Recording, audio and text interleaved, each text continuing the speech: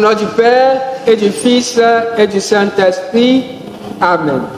Chers frères et sœurs en Christ, aujourd'hui nous célébrons la fête de la Pentecôte.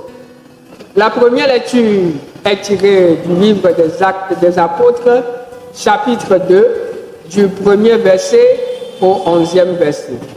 La deuxième lecture est tirée de la première lettre de Saint Paul apôtre aux Corinthiens, chapitre 12, versets 3 à 7 et versets 12 à 13. L'évangile de Jésus-Christ selon Saint Jean, chapitre 20, versets 19 à 23.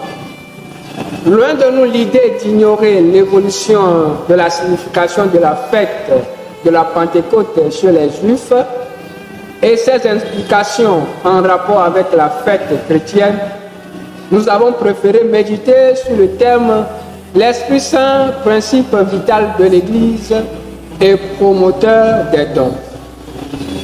D'aucuns se posent cette question: pourquoi on fête la Pentecôte, mais l'Évangile n'en parle pas?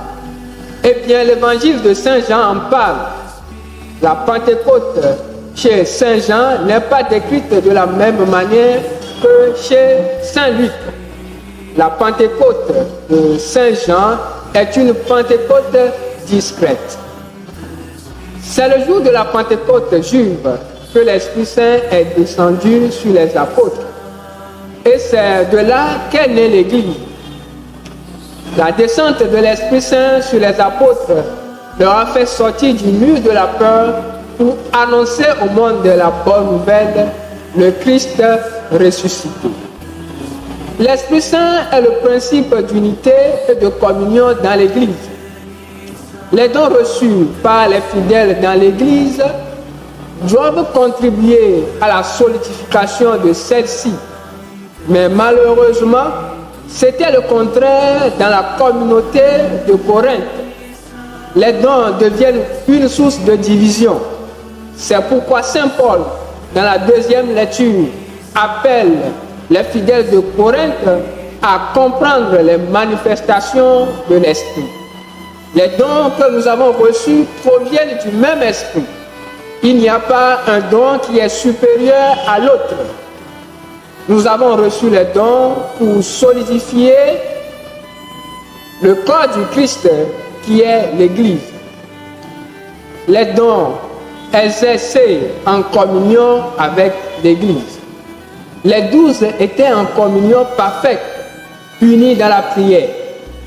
Partant de ce que Saint Paul a dit, la visée de communion doit être première et les structures ecclésiales doivent être élaborées et demeurer à son service. L'Esprit Saint est le principe de sainteté. C'est lui qui sanctifie l'Église, le corps du Christ. L'Église est sainte dans ses communautés, ses institutions et ses membres, dans la mesure où ils vivent selon l'Évangile. L'Esprit Saint est le principe de catholicité. La catholicité est d'abord la plénitude du don de Dieu par l'Esprit Saint à l'Église de la Pentecôte pour la suite des temps. Elle est une vocation à une prédication universelle, car le salut en Jésus-Christ est destiné à l'humanité entière. La plénitude du don et l'universalité géographique, temporelle de la mission sont indissociables. L'Église est ouverte à tous les peuples, nations et langues. L'Esprit Saint est le principe d'apostolicité. Comme autrefois, il avait fortifié les apôtres pour annoncer la bonne nouvelle, il en fait de nous de même en nous donnant la grâce d'être nous aussi témoins de la résurrection du Christ. Nous sommes les apôtres d'aujourd'hui grâce à l'Esprit Saint.